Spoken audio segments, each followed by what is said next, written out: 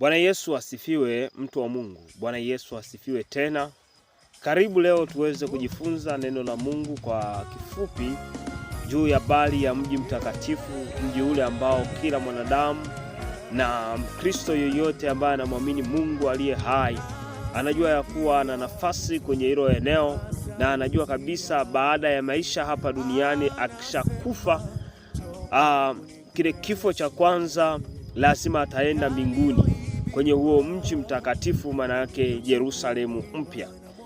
Nadhani kueleze kuwa Yerusalemu mpya ni mji mtakatifu ambao mwana kondoo kama alivyoandika kwenye kitabu kile cha Injili ya Yohana ile sura ya 15 mstari wa 1 hadi wa 6 ya kwamba naenda kwa Baba kuandalia makao, nikitoka huko nitakuja kuwachukua nilipo mimi na ninyi muweze kuwepo.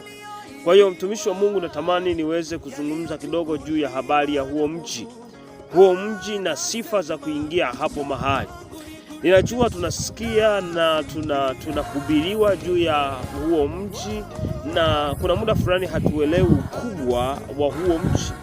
Biblia inaonyesha na inaandika kwenye kile kitabu cha Ufunuo wa Yohana sura ile ya 21. Anasema mmoja wa wale malaika akachukua mwanzi wa dhahabu, akapima urefu wa ule mji, akapata zapata maili 1500. Biblia inaandika nasema hivi ya kwamba zile maili 1500 urefu wake ulikuwa sawasawa na upana wake. Maana yake maili 1500 urefu na maili 1500 upana.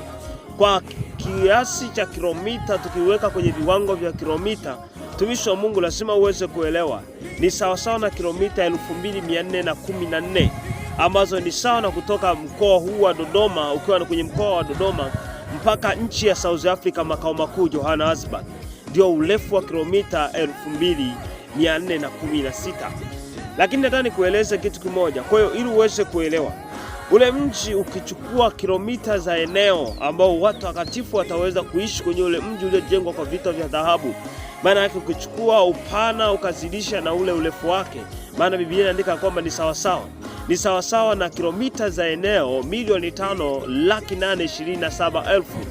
Maana yake ule mji ni mkubwa, ni zaidi ya nchi 4 za Tanzania. Maana yake kama unapata nchi za Tanzania ziwe ni Tanzania zaidi ya 4, maana yake kuanzia 5 mpaka 6, ndio maana yake ndio huo ukubwa wa mji mtakatifu. Kumbuka, hakuna maji, hakuna bahari, hakuna misitu, hakuna milima, hakuna wanyama.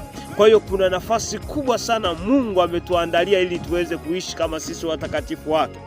Lakini pia nataka nikujuze kitu kimoja. Ukienda kwa hesabu za kibinadamu tunaita hesabu za population, maana yake wingi wa watu ambao watakao kuishi kwenye hilo eneo. Maana yake kuna hesabu ambazo tunaweza tukatumia. Maana yake watu 400, tukifanya watu 400 waishi kwenye eneo la kilomita moja za eneo, maana yake unakuja kupata kwamba watu watakaoishi kwenye huo mji ambao utakuwa na kilomita 5,827,000 ni sawa sana watu bilioni 3. Maana yake watu bilioni 3 ni nusu ya dunia.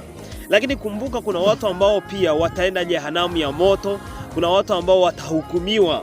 Maana yake kuna watu ambao watapungua kwa kiasi kikubwa, kama Biblia ilivyoandikwa, ingieni kupitia mlango ulio mwembamba. Maana mlango ulio mwembamba unaouona ni wachache, watu wengi sana wanaenda kupitia mlango ulio mpana. Kwa hiyo kwa namna yoyote ile watu watakuwa wamepungua. Kwa hiyo mtumishi wa Mungu, nafasi yako ipo na sehemu yako ipo ya kuweza kuishi kwenye ule mji mtakatifu. Ninashangaa tu kwa sababu watu wanaendelea kuleta mchezo, lakini kiuhalisia ule mji mtakatifu upo. Na natamani nikueleze kuna sifa za kuingia kwenye huo mji. Usiuone ni mkubwa tu ukafikiri kwamba kuna nafasi ya kila mtu. Biblia inasema kwamba bali waoga hawataurithi uzima wa milele, bali wazinzi hawataurithi uzima wa milele, washerati hawataurithi uzima wa milele, na watu wafanyao mambo ya uchafu na unafiki na kila aina ya vitu vya namna hiyo hawataurithi uzima wa milele. Kwa hiyo Biblia inaandika kile kitabu kile cha Mathayo, anasema tangu ubatizo wa Yohana hata sasa ufalme wa Mungu unatekwa na wenye nguvu. Jitie moyo mtu wa Mungu, endelea kuhakikisha kuwa unayafanya mapenzi ya Mungu. Nafasi yako ipo kwenye ule mji mtakatifu. Mungu hajakuacha, nafasi yako amekuwekea, ni wewe tu kufanya mapenzi ya Mungu. Maana Biblia inasema kama ilivyoandikwa, mtakuwa watakatifu kama mimi Mungu wenu nilivyokuwa mtakatifu. Kwa hiyo mtu wa Mungu, una nafasi. Hakikisha unapambana kwa ajili ya kuikataa dhambi. Hakikisha unapambana ili uhakikishe unaingia kwenye ule mji wa uzima wa milele. Yesu anakupenda, Yesu anakujali, Yesu anakuthamini. Ndio maana Biblia inaandika kitabu cha Injili ya Yohana 3:16, kwa jinsi hii Mungu aliupenda ulimwengu. Kwa hiyo kama Mungu aliupenda ulimwengu, na uhakika 100% hata wewe anakupenda. Kwa hiyo Yesu ni Bwana, Yesu anaweza, Yesu anaokoa. Amina. Tukutane tena muda mwingine.